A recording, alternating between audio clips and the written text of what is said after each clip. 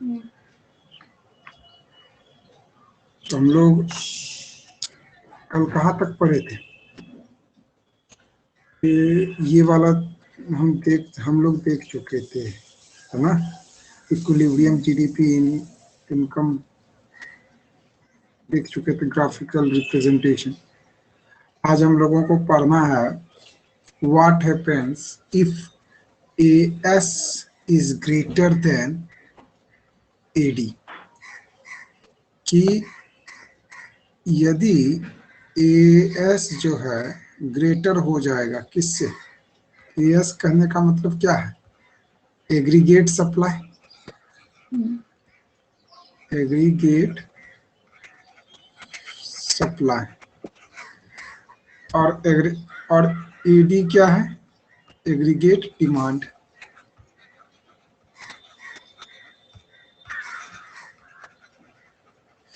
अब बात आती है कि जो है डिमांड से ज्यादा, पहले भी हम लोग इसका चर्चा कर चुके हैं कि जब डिमांड मान लिया जाए कि कुछ यूनिट है, 100 यूनिट डिमांड है मार्केट में, और हमने जो है 200 यूनिट सप्लाई कर दिया, ठीक है? तो डिमांड 100 यूनिट है तो आदमी 100 यूनिट ही परचेज भी करेगा, है कि नहीं? जब जरूरत हमें 10 यूनिट की है, 100 यूनिट की है, तो हम जो है परचेज भी तो 100 यूनिट ही ना करेंगे। ऐसा तो है नहीं कि ज्यादा करेंगे, क्योंकि जितनी हमारी परचेजिंग पावर की कैपेसिटी है उसी हिसाब से हमारी डिमांड होती है, जिस हिसाब से हमारी इनकम होती है उसी हिसाब से हमारी डिमांड भी होती है। बात ये है।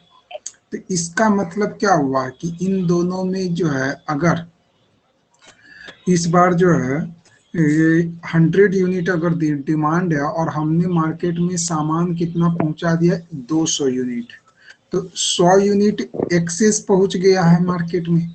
और यह 100 यूनिट जो है क्या है, ज्यादा होने की वजह से दो चीजें हो सकती है। एक तो हमारे ऊपर टेंशन होगा, यानी बोझ होगा कि जल्दी से जल्दी ये गुड्स बिक जाए।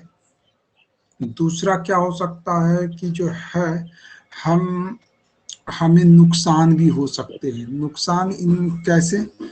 कि जो इसकी कीमत होगी उस हिसाब में ना बेच करके जो है सस्ते में बेचने की कोशिश करेंगे, क्योंकि हमारे प्रोडक्ट्स ज़्यादा दिन हो सकते नहीं चले, तो हम सोचेंगे कि इसे जल्दी से जल्दी निकाला जाए, है कि नहीं?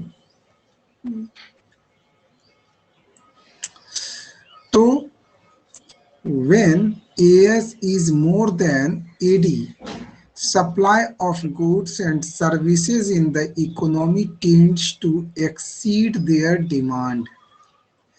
तो ध्यान इसी बात को कहा गया है कि जो है जब AS जो है ज्यादा होगा एग्रीगेट डिमांड से, तो इसका मतलब हम यह समझते हैं कि गुड्स एंड सर्विसेज का जो सप्लाई है वह एक्सेस होगा किससे? डिमांड से। जिसका नतीजा क्या होगा कि कई सारे गुड्स जो हैं क्या हो जाएंगे? अनसोल्ड रहेंगे। कई सारे गुड्स क्या होंगे? अनसोल्ड होंगे। जितना डिमांड होगा उतना बिकेगा, और उसके बावजूद बाकी जो है क्या होगा? ऐसे पड़ा रहेगा। अब वो जो स्टॉक है यानी अनसोल्ड स्टॉक, इसी को हम लोग कहेंगे unwanted stocks. To clear unwanted stocks, the producers would plan a cut in production.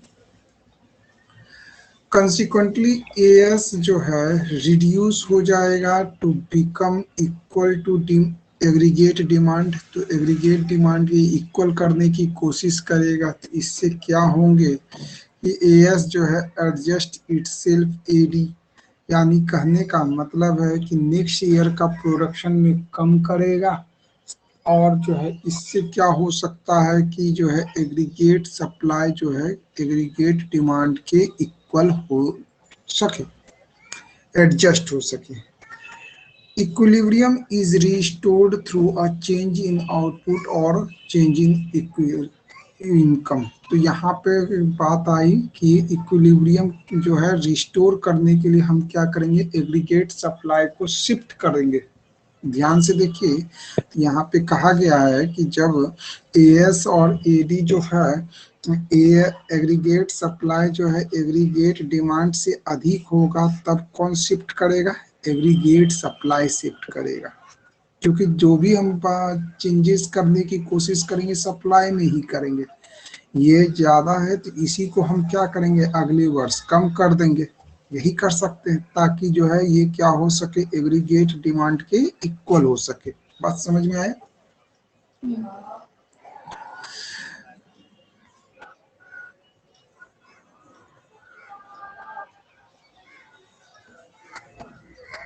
ठीक है, तो अब नेक्स्ट है कि what happens if aggregate supply is less then aggregate demand. तो अब एक ऐसा सिचुएशन भी हो सकता है कि सप्लाई हम कम करें और मार्केट में उस प्रोडक्ट का डिमांड क्या था, अधिक था। मार्केट में उस प्रोडक्ट का डिमांड जो है अधिक था, लेकिन हमने क्या किया, सप्लाई ही नहीं किया। तो अब क्या होगा कि when AS is less than AD, तो इसका मतलब क्या समझ में आएगा, supply of goods and services in the economy tends to be less than their demand. The existing stocks of the producers would be sold out. जितना producers के पास stock मौजूद होंगे वे सारे के सारे क्या हो जाएंगे, बिक जाएंगे।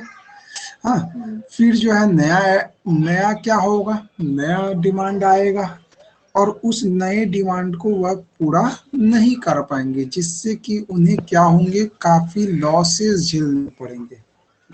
ठीक है, suffer the loss of unfulfilled demand. सीधी सी बात है, हम ऐसे भी इसे समझ सकते हैं कि जैसे कि हमारा एक दुकान है, एक तरह से समझिए, उसमें कई सारे प्रोडक्ट हैं और उस प्रोडक्ट में जो है एक दिन कस्टमर आया, बोला कि भैया आपके पास ये प्रोडक्ट है। तो हमने कहा भैया हमारे पास ये प्रोडक्ट नहीं है। तो कस्टमर ने दिमाग में सेट कर लिया कि ये प्रोडक्ट जो है यह दुकानदार नहीं बेचता है।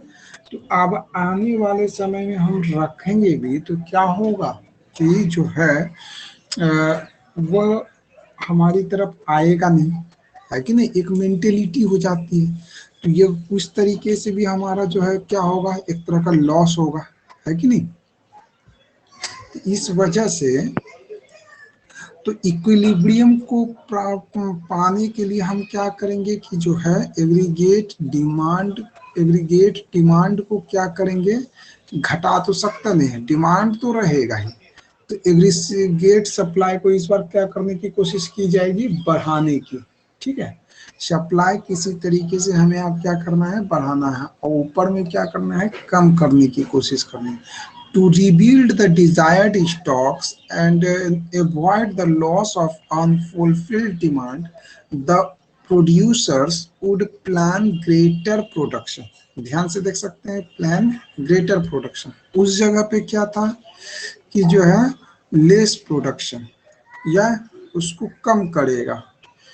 Aggregate supply would increase to become, aggregate supply को बढ़ाने की कोशिश करेगा ताकि वह क्या हो सके, एग्रीगेट डिमांड के इक्वल आ सके, जिससे कि हम कह सकेंगे कि इक्विलिब्रियम को वह क्या करेगा, प्राप्त करेगा।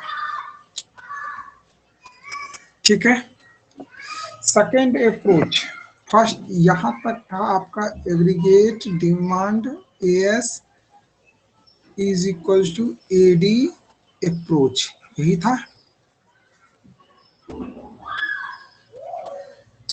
ये पहला अप्रोच था, डिटर्मिनेशन ऑफ जीडीपी कहिए, डिटर्मिनेशन ऑफ आउटपुट कहिए, डिटर्मिनेशन ऑफ इक्विलिब्रियम कहिए, इक्विलिब्रियम आउटपुट। तो ये पहला अप्रोच है। अब दूसरा अप्रोच क्या है हमारा, savings and investment approach, savings and investment approach. ठीक है, इक्विलिब्रियम जीडीपी या इक्विलिब्रियम इनकम भी कह सकते हैं इसे।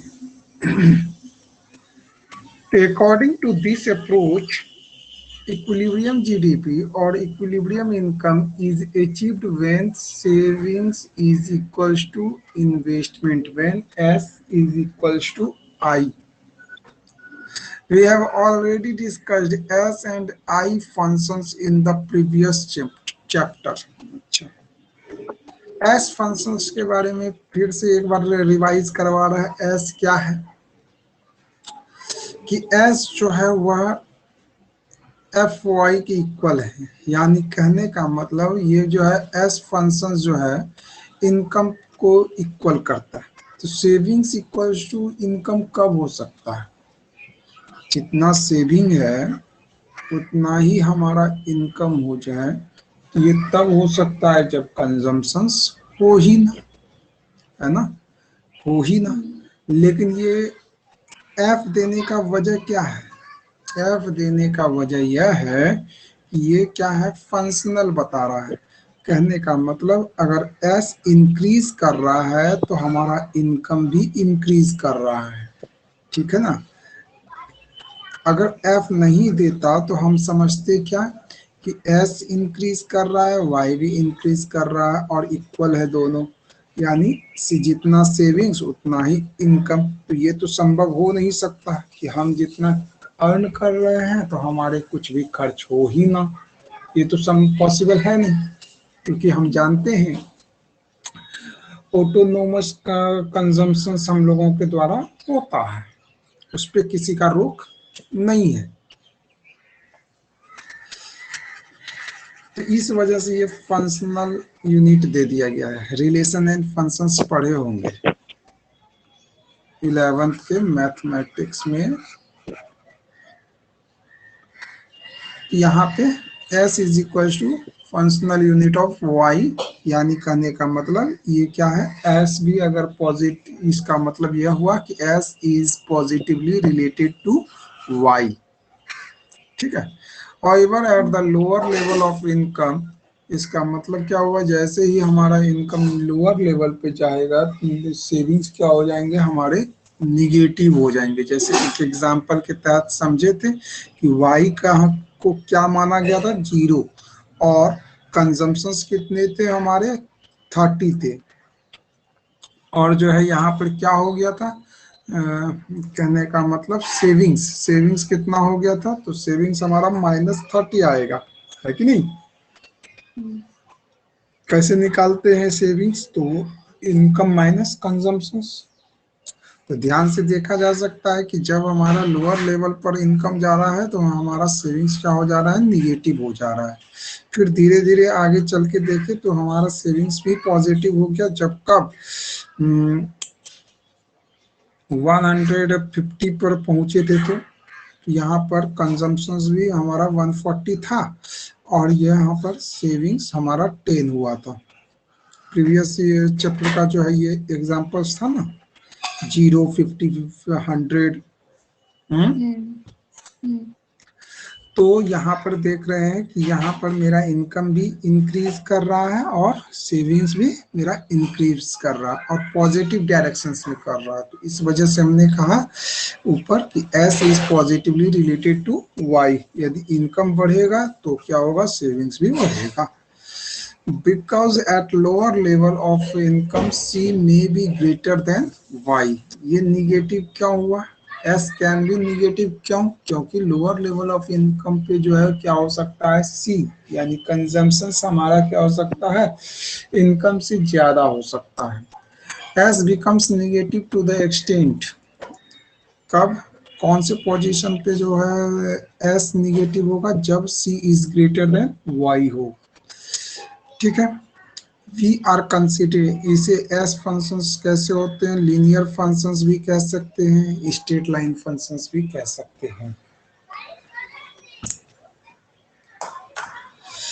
दूसरा है इन्वेस्टमेंट फंक्शंस। इन्वेस्टमेंट फंक्शंस यानी जितना आप सेविंग कीजिएगा वही इन्वेस्टमेंट कीजिएगा, सीधी सी बात है। तो इन्वेस्टमेंट फंक्शंस जो है हर रोज कुछ ना कुछ हम इन्वेस्ट करेंगे ही, तो वह भी क्या है, ऑटोनोमस। एक एग्जांपल के तहत हम लोगों ने समझा था इन्वेस्टमेंट में 20-20-20-20 इस तरीके से रखा गया था, है कि नहीं, कल का ही एग्जांपल था। तो as regards I function we are considering only autonomous, I functions को ऑटोनोमस मान लिया गया। वहां पर एस फंक्शंस जो था क्या था, positively related to Y functions था।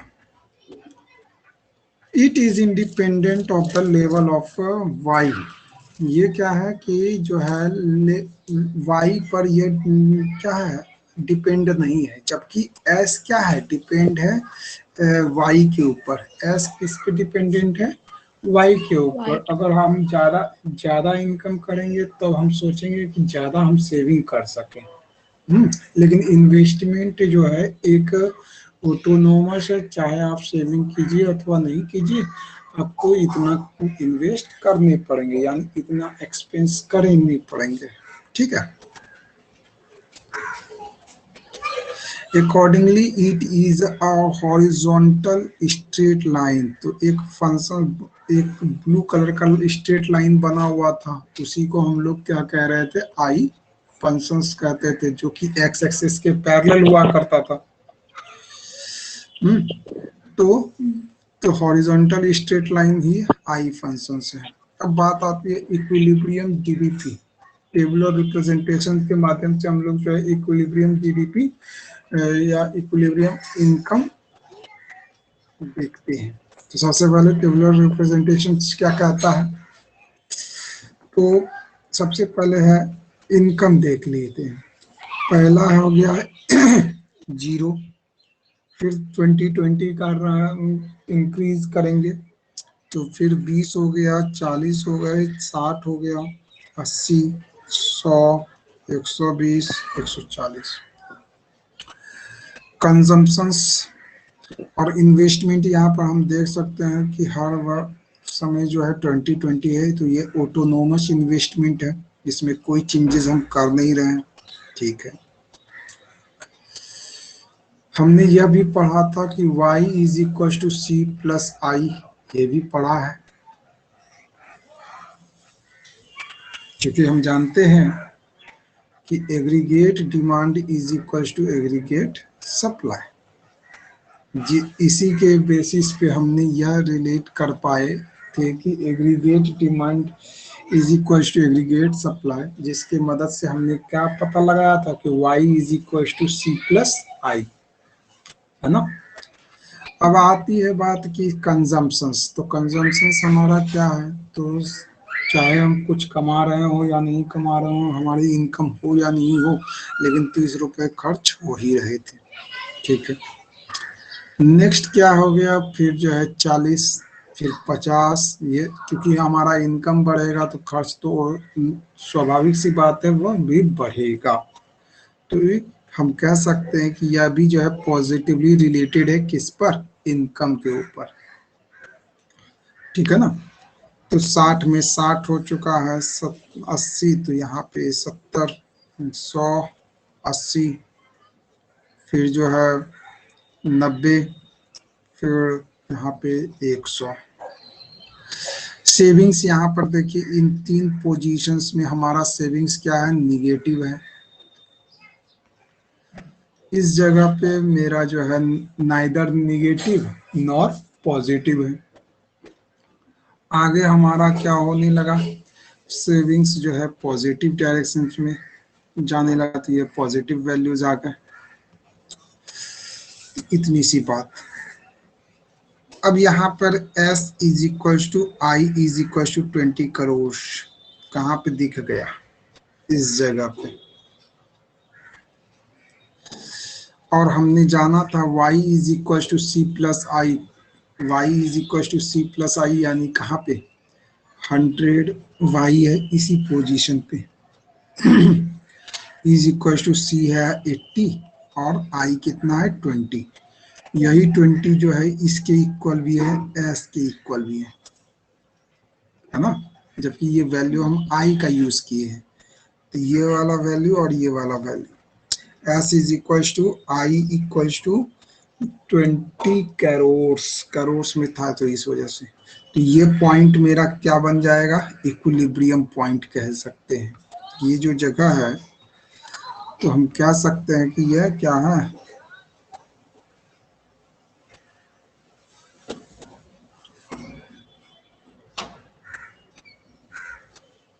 इक्विलिब्रियम है।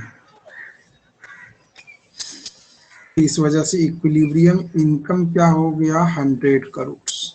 ठीक है, यहाँ पे अब इसे ग्राफिकल रिप्रेजेंटेशन ग्राफ में हम लोगों ने रिप्रेजेंट करने की कोशिश की, तो यहाँ पर देख सकते हैं ये जो है एक्स एक्सिस है और ये वाई एक्सिस है। ठीक, एक्स एक्सिस वाई एक्सिस, ये जो ब्लू लाइन है ये इन्वेस्टमेंट को दिखा रहा है क्योंकि ये 20 पे ही फिक्स है।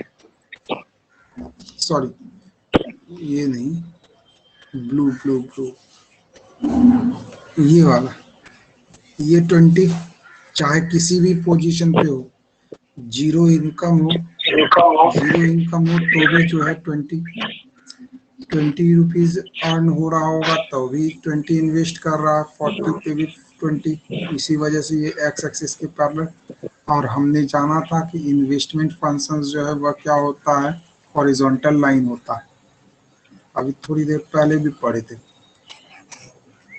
ये कैसा होता है, हॉरिजॉन्टल होता है। ठीक है, अब बात आ गई क्या कि ये जो है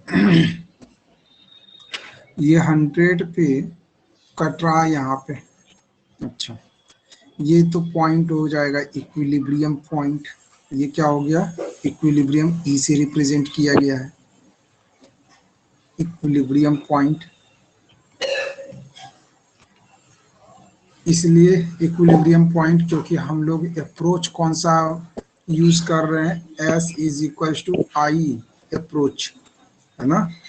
वैसा जब पॉइंट, वैसा जगह जहाँ पर सेविंग्स और हमारा इन्वेस्टमेंट दोनों इक्वल हो, तो यही पॉइंट है जो कि क्या होगा, सेविंग्स और इन्वेस्टमेंट इक्वल हो रहा है। तो नीचे में हमने इसे देखा इक्विलिब्रियम इनकम, ये हुआ हमारा। ठीक है, क्योंकि हम जानते हैं कि एक्स एक्सिस पे जब भी रिप्रेजेंट करेंगे तो वह किसको करेंगे, इनकम को, और वाई एक्सिस पर सेविंग्स को रिप्रेजेंट कर रहे हैं, इन्वेस्टमेंट को रिप्रेजेंट कर रहे हैं। ठीक है, और ये जो है ग्रीन लाइन, ये क्या बता रहा है, ये ग्रीन लाइन जो है सेविंग्स को बता रहा है। यहाँ पे कंजम्पशंस का नहीं दिया गया है, ठीक है ना, क्योंकि कंजम्पशंस का इस डायग्राम में हमें कोई यूज नहीं था, तो हमने सेविंग्स निकाला। तो देखे कि यहाँ पर जो है जब जिस समय हमारा इनकम जो है जीरो था, तो उस समय हम सेविंग्स कितना कर रहे थे, -30, इसलिए देख सकते हैं निगेटिव में गया है। धीरे धीरे जो है कटते कटते आगे जाएगा, एक स्ट्रेट लाइन बनाएगा। उसके बाद जो है जहां पे कटेगा ये तीनों पॉइंट, वही इक्विलिब्रियम होगा बेसिकली।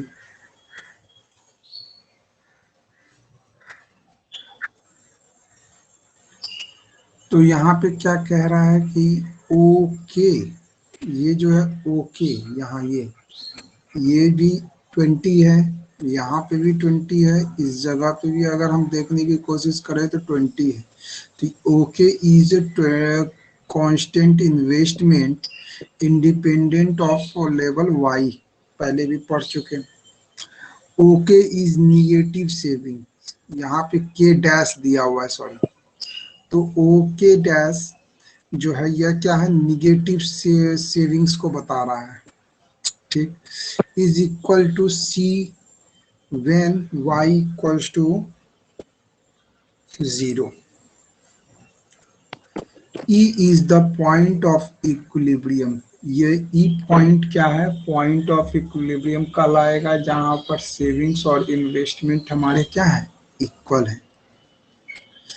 नेक्स्ट और क्या है, OT है, ये इस जगह पे ये पॉइंट जो कि 100 है जहाँ पे, तो OT is the equilibrium income, और इसी को हम दूसरे शब्दों में कह सकते हैं इक्विलिब्रियम GDP। ठीक है, इसी बात को यहाँ पर कहा गया है। और जब भी आप ग्राफिकल रिप्रेजेंटेशन कीजिएगा तो आपको बताना पड़ेगा कि ओके क्या है, मतलब जिससे जिस नाम से आप रिप्रेजेंट कीजिएगा आपको थोड़ा सा उसके बारे में बता देना है। Now planned expenditure on output, planned को ही हम लोग एक्स एन टी भी कहते हैं, है ना, एक्स एन टी। और जो अनप्लैंड होता है उसको एक्स पोस्ट कहते थे, याद है, कल ही पढ़े हैं, है कि नहीं। Of output, aggregate demand is equals to planned output in the economy even when, owing to saving, entire income of the households is not converted into expenditure। चाहे कुछ भी हो जाए वो उसे हम लोग एक्सपेंडिचर में कन्वर्ट नहीं करते हैं, क्योंकि ये प्लान्ड है कि हमें इन चीजों में ही खर्च करने हैं। This is because loss of expenditure by way of S is equally compensated by the gain of expenditure by way of I. Income and expenditure being equal, planned output expenditure or planned output being equal, there are no unwanted desires. Unwanted desired stocks with the producers level of income is state, उस अवस्था में ही करना है, कोई इसमें। अब बात आती है कि अब देखिए ऊपर हमने पढ़ा कि जब हम एस इज इक्वल टू आई कर दिए तो यह पॉइंट कहलाया इक्विलिब्रियम। कभी कभी ऐसा भी तो हो सकता है कि जो है सेविंग्स ज्यादा हो जाए इन्वेस्टमेंट से, यह भी तो हो सकता है, ऐसा भी सिचुएशन हो सकता है। कई बार ऐसा भी हो सकता है कि इन्वेस्टमेंट जो है कम पड़ जाए सेविंग से, है कि नहीं, इन्वेस्टमेंट ही ज्यादा पर हो जाए सेविंग से, यह भी एक ऐसा सिचुएशन हो सकता है। तो इन दोनों अवस्थाओं में हम क्या करने की कोशिश करेंगे और हमें क्या होगा या इक्विलिब्रियम के ऊपर क्या इम्पैक्ट पड़ेगा वह समझना है, ठीक है। तो what happens if S is greater than I, S is greater than I, तो क्या होंगे, तो इससे क्या होगा कि जब सेविंग्स हमारा इनकम इन्वेस्टमेंट से ज्यादा होगा, ये बताता है कि वह सिचुएशन है जहां पर कि एक्सपेंडिचर में गिरावट आएगी, fall in expenditure through S is more than the rise in expenditure through investment। Investment भी एक तरह का क्या होता है, एक्सपेंडिचर ही तो है। हमने एक पढ़ा है कि दो तरह का एक्सपेंडिचर होता है, एक इन्वेस्टमेंट एक्सपेंडिचर, दूसरा कंजम्पशन एक्सपेंडिचर, है कि नहीं। एक कंजम्पशन एक्सपेंडिचर होता है और दूसरा इन्वेस्टमेंट एक्सपेंडिचर होता है, तो यह भी तो एक एक्सपेंडिचर है। तो इस बार जो है क्या हो गया कि सेविंग्स ज्यादा है किससे, एक्सपेंडिचर से। अब बात आती है कि accordingly aggregate expenditure in the economy would be less than what is needed to buy the planned output. तो एग्रीगेट एक्सपेंडिचर जो है वह क्या होंगे, लेस हो जाएंगे जो हमें खरीदने थे। तो इस सिचुएशंस में कई सारे प्रोडक्ट्स जो हैं, क्योंकि सेविंग्स हम ज़्यादा कर रहे हैं, खर्च कम कर रहे हैं, सीमित कर रहे हैं, तो इसका मतलब है कि कई सारे सामान जो है नहीं खरीदेंगे। तो यह मतलब प्रोड्यूसर्स के नज़र में बहुत सारे आउटपुट्स जो है रिमेन अनसोल्ड हो जाएगा and producers will have undesired stocks, उसके पास जो है अनडिजायर्ड स्टॉक्स हो जाएंगे। To clear their stocks, the producer should now plan lesser output। तो इनको निकालने के लिए, इनको हटाने के लिए जो है आउटपुट को क्या कर देगा, लेस कर देगा। लेस आउटपुट में इनकम क्या होंगे, कम हो जाएंगे, क्योंकि जितना आउटपुट करेंगे उतना ही तो बिकेगा। लेस आउटपुट से हमें लेस इनकम होगा और लेस इनकम से हमारा सेविंग्स क्या होगा, वो भी तो कम होगा, क्योंकि हमने पढ़ा था कि इनकम और सेविंग के बीच में कैसा रिलेशन है, पॉजिटिव रिलेशन है। यानी कि इनकम अगर बढ़ेगा, इनकम राइज करेगा तो सेविंग्स भी राइज करेगा और सेव, है ना। और अगर इनकम मेरा कम होगा तो क्या होगा, सेविंग्स भी हमारा कम होगा, सीधी सी बात है।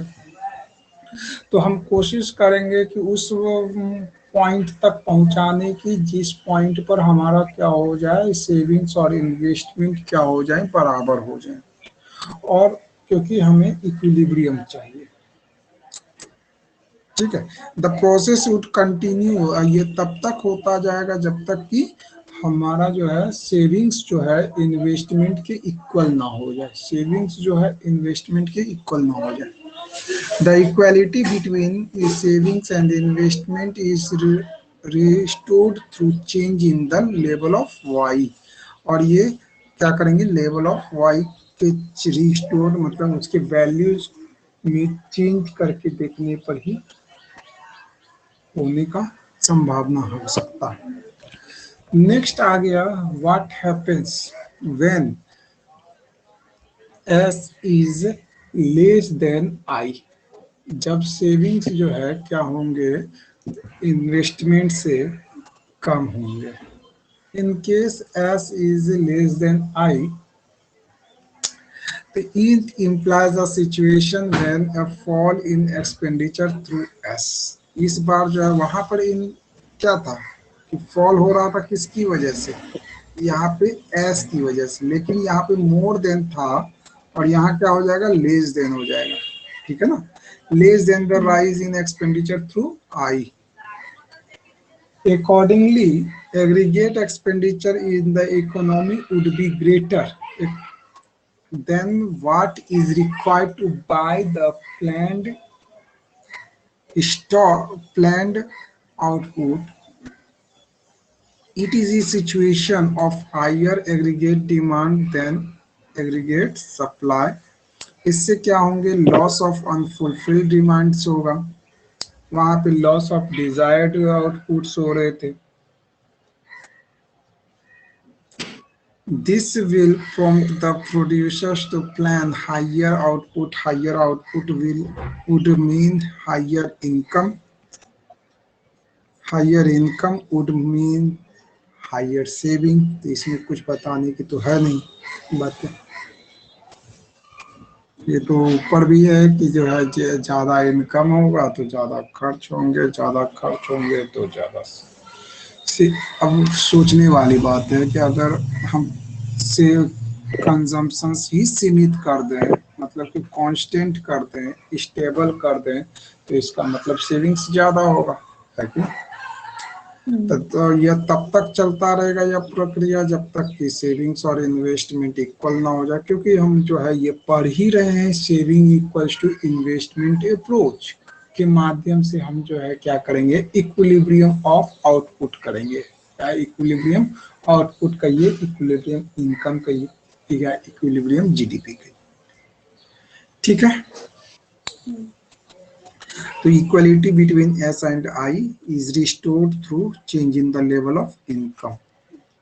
क्योंकि इनकम का लेवल चेंज होगा तभी जो है सेविंग्स में भी चेंजेस देखने को मिलेंगे, और इससे ही संभव है कि जो है ये अपनी इक्विलिब्रियम को पा सके, ठीक है।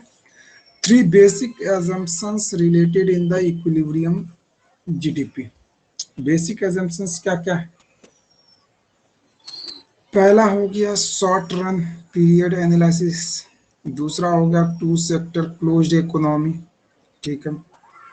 Aggregate supply is perfectly elastic. Elastic in the sense क्या हो गया कि हम जो है इसे क्या कर सकते हैं, जिधर चाहें उधर मूव कर सकते हैं, ठीक है ना।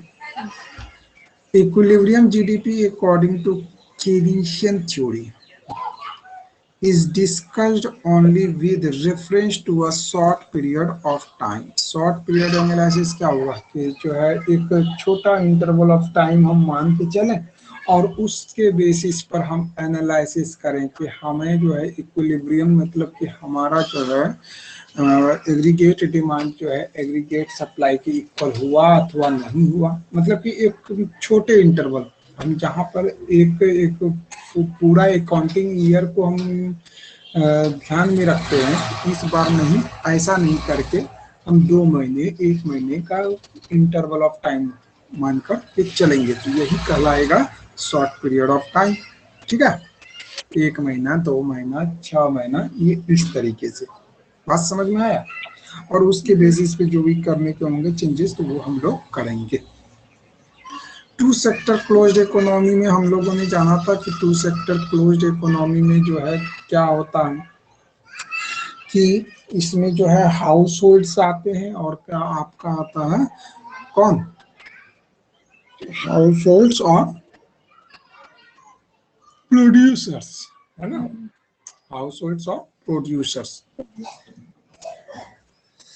और इसमें एक और आता है जो कि दूसरा रूप है उसका, हाउस होल्ड के बाद जो है प्रोड्यूसर्स, और प्रोड्यूसर्स के बाद गवर्नमेंट। तो initially Keynes discusses the theory of equilibrium GDP in the context of two-sector closed economy. This is an economy which has no economic relations with the rest of the world, क्योंकि close economy को जो है rest of the world से कोई मतलब नहीं था, मतलब देश के अंदर का ही। जैसे ही उसने ओपन इकोनॉमी में हमने पढ़ा भी था, ओपन इकोनॉमी में इसमें एक और जुट जाता है कौन, नेट एक्सपोर्ट्स, है कि नहीं? तो देयर आर नो एक्सपोर्ट्स और imports, so there is no government sector, so that taxes. तो पहला हो जाएगा, पहले शुरुआत में ना तो हमको एक्सपोर्ट, ये ना हम एक्सपोर्ट करेंगे, ना ही इंपोर्ट करेंगे, और ना ही गवर्नमेंट इसमें इन्वॉल्व होगी। सीधा कि दो ही लोग होंगे, एक हाउस होल्ड होगा और दूसरा प्रोड्यूसर्स होगा। ठीक है, इन्हीं दोनों के बीच में रिलेशंस होंगे। ये था टू सेक्टर क्लोज्ड इकोनॉमी का पहला रूप।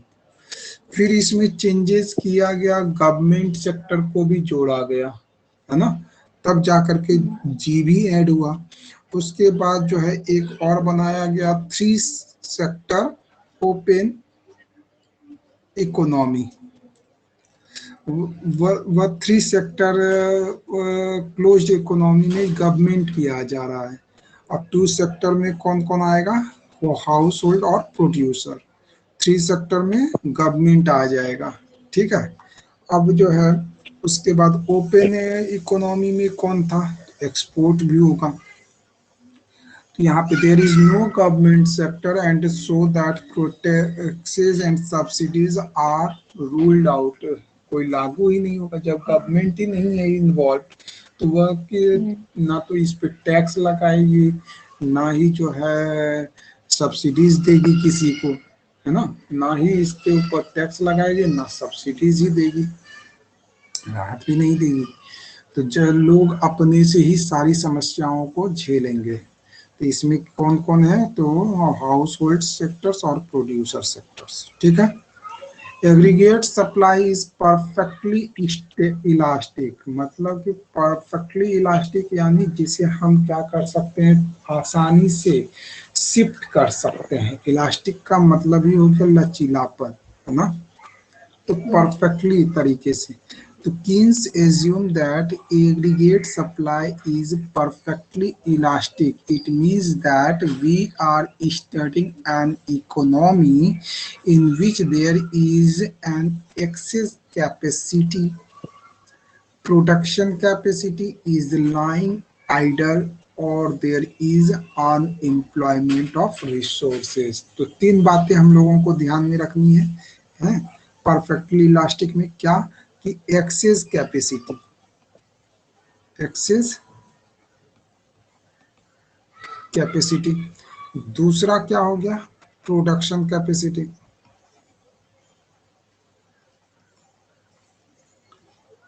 ठीक है, और तीसरा हो जाएगा अनएम्प्लॉयमेंट।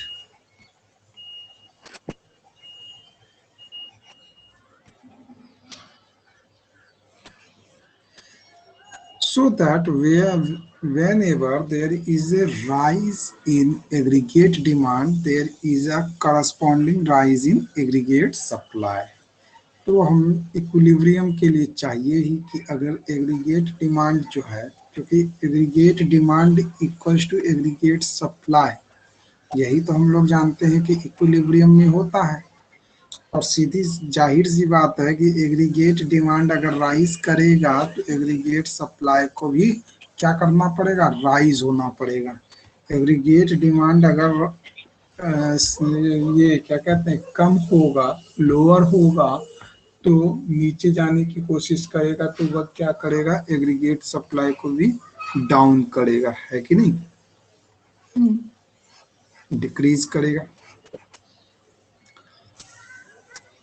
तो as excess capacity begins to be utilized, aggregate supply always aligns itself with इतना, तो इसमें जो है प्राइस लेवल का कोई भी चेंज नहीं होता, प्राइस से कोई मतलब नहीं है। क्वेश्चंस है, क्वेश्चंस क्या है, find the equilibrium S and equilibrium I. अच्छा, वाई दिया हुआ है, एमपीसी दिए हुए हैं और सी डैश दिया हुआ। सी डैश यानी क्या हुआ, ये जो है ऑटोनोमस कंजप्शन हुआ, है ना, ऑटोनोमस NOMOUS कंजम्पशंस।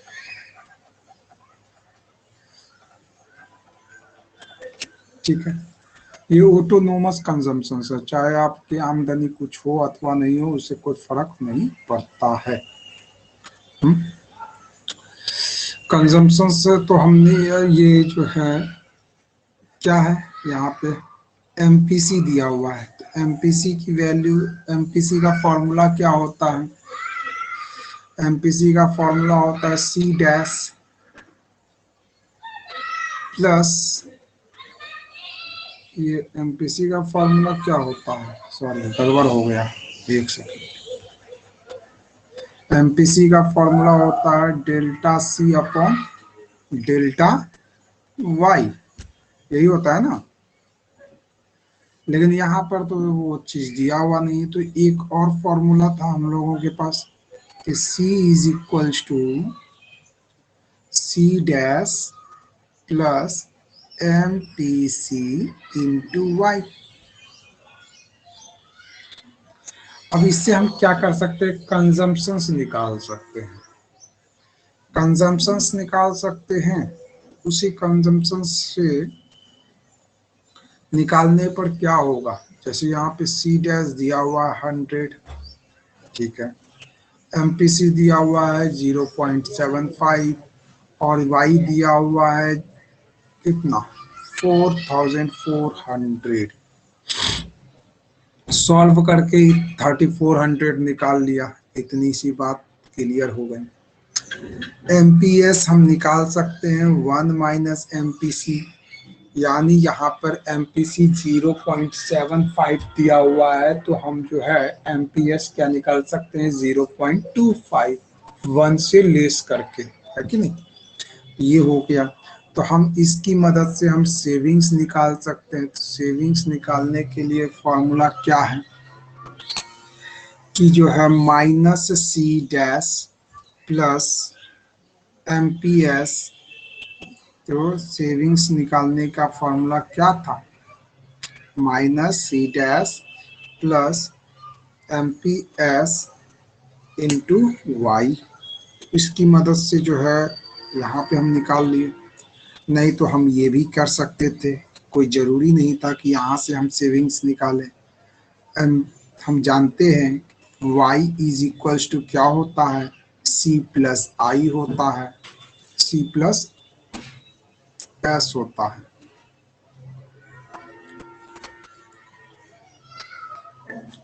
आई भी कह सकते थे। अब यहाँ पर से 4400 हो गया, इज इक्वल्स टू सी कितना है हमारा, तो सी हमारे पास अभी थोड़ी देर पहले निकाले हैं 3400, 3400, ठीक है। तो 3400 और सेविंग्स हमको निकालना ही है, तो हम कह सकते हैं कि ये 3400 इधर लेस होगा तो एस इज इक्वल टू क्या हो जाएगा 1000 हो जाएगा। तो इस तरीके से भी निकाल सकते हैं, इस तरीके से भी निकाल सकते हैं। यहाँ पे दिया हुआ है अल्टरनेटिवली, ठीक है। अब बात आती है कि एस फाइंड एस इक्विलिब्रियम, तो एस और आई इक्विलिब्रियम, तो एस इक्वल्स टू जितना होगा उतना ही आई होना चाहिए, तो हमने निकाल लिया, इसमें कोई दिक्कत नहीं है।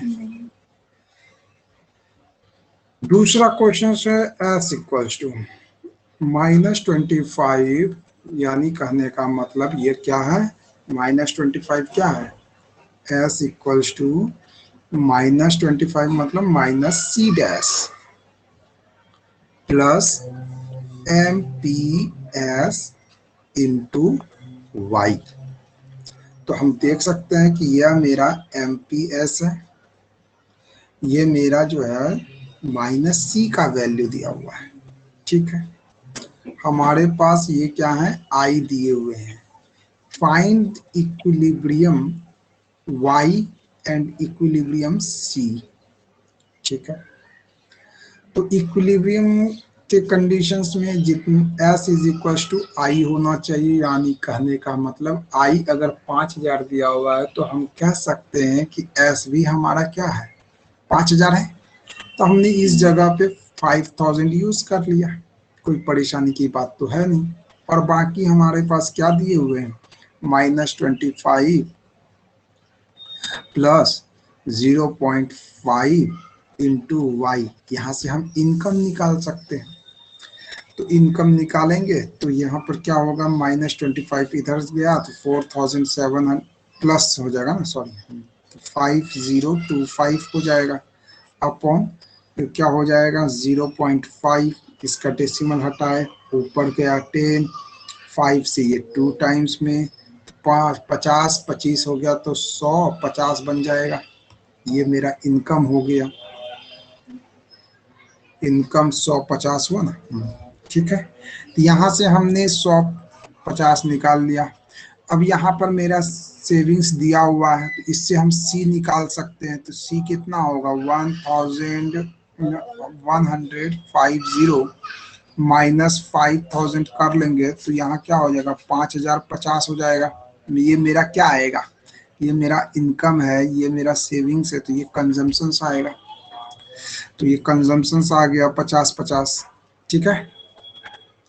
5000 सेविंग्स है ही क्योंकि यहाँ पर हम देख रहे हैं, हाँ, तो इसमें भी दिक्कत है, हमको नहीं लगता कि कोई दिक्कत होनी चाहिए। ये थोड़ा दूसरे तरीके से बनाया है, इस यहाँ पर हम क्यों कर रहे हैं, जब हम इस चीज को हम बोल चुके हैं इन इक्विलिब्रियम ये, तब हमको नहीं लगता कि ये ऐसे लिख करके दिखा दिया, ठीक। नेक्स्ट क्वेश्चन से यहाँ पे सी दिया हुआ है, तो इसका मतलब ये क्या है सी डैश है, तो यहाँ पे सी डैश यानी पॉजिटिव है, और एस में क्या होता है सी डैश मेरा निगेटिव बन जाता है, बस इतना सा फर्क होता है। ये आपका क्या दिया हुआ है 0.9, तो यहाँ पे आप देख रहे हैं सी है तो वहां पे यूज हो रहा होगा, अगर एस होगा तो यहाँ पे एम पी एस यूज होगा, मार्जिनल प्रोपेंसिटी टू सेव। और अगर सी यू देख रहे हैं आगे तो यहाँ पर क्या होगा C dash plus marginal propensity to consume, ठीक है। और दोनों को किससे मल्टीप्लाई करेंगे वाई से, कोई फर्क नहीं पड़ता, ठीक है। ये दोनों फॉर्मूला मुंह पे याद रहना चाहिए, तभी सॉल्व हो सकते सही से, नहीं तो गड़बड़ हो सकता है। आई दिया हुआ है, अब बात आती है इक्विलिब्रियम कब होगा, y का वैल्यू बताओ, s and c at equilibrium y, ये बताने बोला है। तो हमारे पास एक ही फॉर्मूला है y से रिलेटेड, अभी y is equal to C plus I, इसी को हम कह सकते हैं y is equal to C plus S भी कह सकते हैं, क्योंकि हम जानते हैं कि जितना i उतना s, तो इस वजह से s इक्वल टू आई कर देगा वहां पे। तो S must be given to 4000, तो इसमें कोई परेशानी की बात है नहीं। तो एस यहां से निकालते हैं, दिया हुआ क्या क्या है। तो हमारे पास दिए हुए कुछ है भी या नहीं। एमपीसी दिया हुआ है, तो एमपीसी की मदद से हम जो है निकाल सकते हैं एमपीएस। तो यहाँ पे देखिए कि एमपीसी दिया हुआ है 0.9, एमपीएस कितना हो जाएगा 0.1 लिख सकते हैं, क्योंकि हम जानते हैं, क्या जानते हैं कि M P S is equals to 1 minus M P C, है कि नहीं। तो ये 0.1 आ गया। y के बारे में तो कुछ कहा ही नहीं है बेचारा, ठीक है। s हमने यहाँ से फाइंड कर लिया है कि s इज इक्विलिब्रियम पे क्या होता है, s जो है i के इक्वल होगा, तो ये 4000 हो गया, कोई दिक्कत नहीं है। माइनस सी चाहिए, तो मतलब 400 के पहले माइनस लगा दिए बस, और कुछ नहीं करेंगे। प्लस y मेरे पास नहीं दिया हुआ है, तो y रहने देते हैं। ये 400 उधर जाएगा, 4400 बनेगा, है ना, 4400। ये 0.1 से डिवाइड देंगे, तो मतलब कि इंटू 10 हो जाएगा, इज इक्वल्स टू वाई हो गया। ये कितना बन जाएगा, 44,000, 44,000 होगा। यहाँ पर हम देख सकते हैं, ठीक है।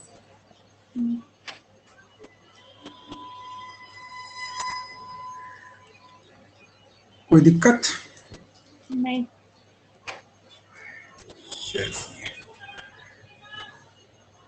तो यहाँ पर क्या क्या किया है देखें, y निकाला, फिर जो है c एट इक्विलिब्रियम, c की वैल्यू निकालने की कोशिश की, तो 40,000 निकाला, ठीक है। फिर s निकालेगा, 4,000 निकालेगा, ठीक है, s को 4,000 होने होंगे बस, क्योंकि यहाँ पर क्वेश्चन से अलग अलग लिख दिया, y का निकालो, s का निकालो, इस वजह से वो निकाला है। कोई दिक्कत इस पे नहीं है, क्योंकि फॉर्मूला यही है, इसी की मदद से निकालने की कोशिश की। अल्टरनेटिवली तो हम कह सकते हैं कि y मेरा टोटल इनकम मेरा y निकल 44,000 निकला, और ये जो है 4,000 है, तो हम 40,000 सी निकाल सकते हैं। तो इस तरीके से भी जा सकते थे।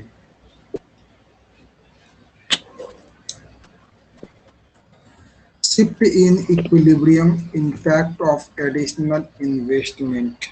एडिशनल इन्वेस्टमेंट मतलब कि इन्वेस्टमेंट ज़्यादा बढ़ाने यानी बढ़ाएंगे, तो उसमें जो है इक्विलिब्रियम में क्या देखने को मिलेगा, किधर की तरफ से वो शिफ्ट करेगा, तो ये देख लेते हैं। तो कहता है कि increase in investment, investment increase करेगा, तो इन्वेस्टमेंट अगर इंक्रीज कर रहा है तो डिमांड क्या होगा, डिमांड जो है वह भी इंक्रीज करेगा। सीधी सी बात है, इन्वेस्टमेंट हम खर्च ज्यादा करेंगे तो डिमांड भी बढ़ेगा ना, सीधी सी बात है।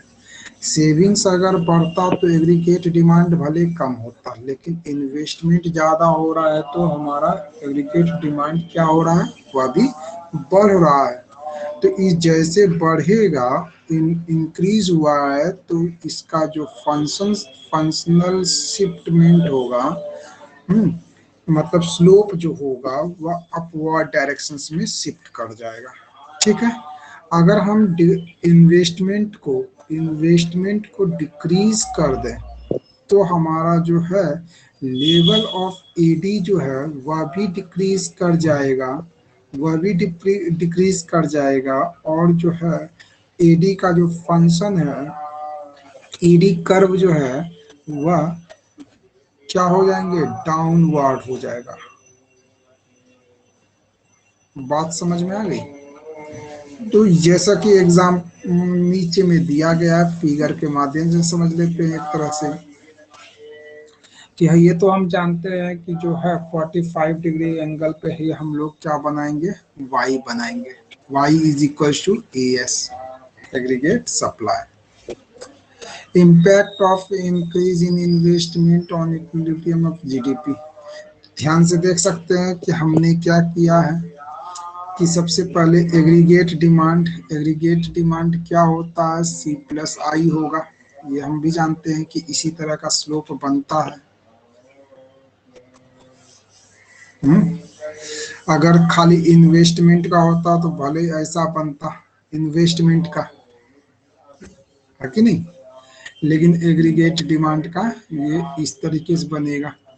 अब आप कहे क्या कि इन्वेस्टमेंट को बढ़ाएंगे, तो इन्वेस्टमेंट जैसे बढ़ेगा तो ये जो है ग्राफ कहाँ हो चला जाएगा, ये वाला लाइन पे चला जाएगा।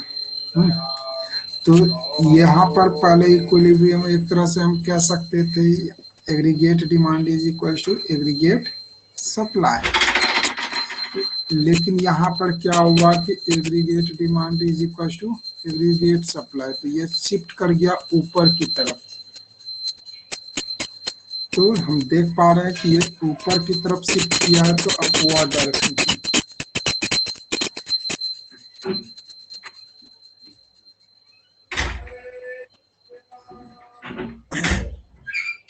Because of the change in investment या additional investment, equilibrium of GDP increases from OJ से OK में बढ़ गया। चलिए, A indicates initial, ये तो A initial equilibrium को बता रहा है, और ये फाइनल B फाइनल इक्विलिब्रियम को।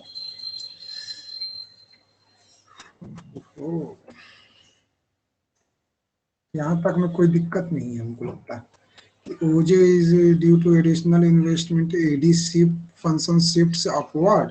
It is not indicated by consumptions plus investment, ये दोनों मिल करके तो एग्रीगेट डिमांड हो गया। और एडिशनल इन्वेस्टमेंट जो है से यह इक्विलिब्रियम को बताएगा। It causes increase in equilibrium, और वह भी अपवर्ड डायरेक्शन में। ठीक है, नेक्स्ट है एडिशनल इन्वेस्टमेंट हैज मल्टीप्लायर। अगर हम इन्वेस्टमेंट को बढ़ा देते हैं तो वह क्या करता है, मल्टीप्लायर इफेक्ट का काम करता है। यानी कहने का मतलब कि अगर हम किसी चीज में पैसे लगाए, इन्वेस्ट ज्यादा किए, तो डिमांड भी बढ़ेगा। सीधी सी बात है, बिल्कुल डिमांड बढ़ेगा तो मनी क्या होगा, हम डिमांड बढ़ेगा तो ज्यादा हम सप्लाई करेंगे, सप्लाई ज्यादा करेंगे तो अर्निंग ज्यादा होगी, अर्निंग ज्यादा होगी, सेविंग्स भी ज्यादा कर सकेंगे। ठीक है ना, सब चीज ज्यादा ज्यादा, यानी ये मल्टीप्लायर का ही काम तो कर रहा है एक तरह से। सब में कुछ ना कुछ मल्टीप्लाइंग का मतलब क्या हुआ, यहाँ पे जो है इंक्रीज हो जाना। ठीक है, तो फिगर 7 में हमने देखा कि going to the additional investment, मतलब कि इन्वेस्टमेंट को बढ़ा देने से इनकम क्या हुआ, इनकम के लेवल में भी चेंजेस देखने को मिले। मतलब वह शिफ्ट कर गया ऊपर की तरफ, ओ इंक्रीज फ्रॉम ओजे से ओके। इंक्रीज इन इनकम कितना हुआ, तो जे से के तक में ही इंक्रीज किया है, तो ये हुआ इंक्रीज। इनिशियल इनकम हमारा इतना ही था, तो दोनों के साइज ऑफ एडिशनल इन्वेस्टमेंट निकालेंगे तो क्या हुआ, ईएफ के बराबर, तो ऊपर में ईएफ बिक जाएगा। ये है ई, ये है एफ।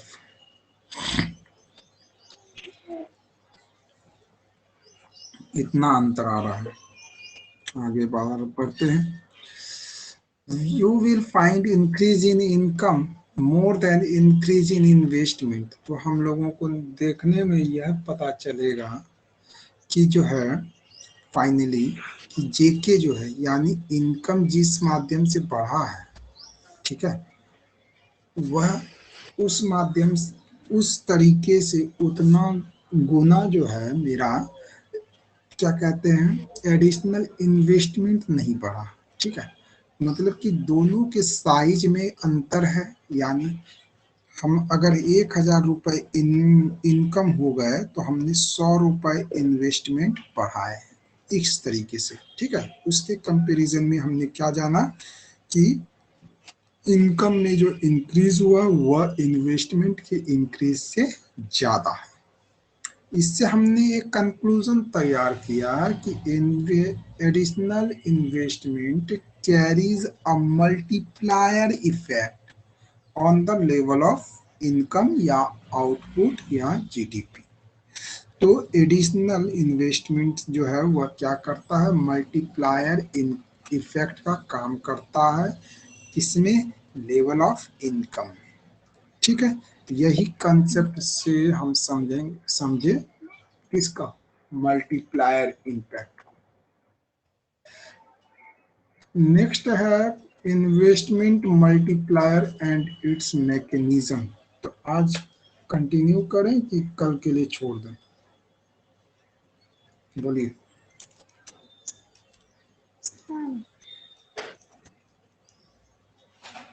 हम्म,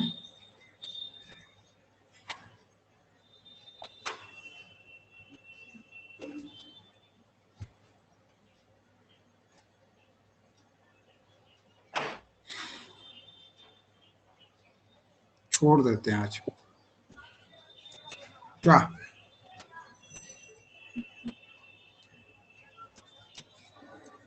अब आगे कल पढ़ते हैं।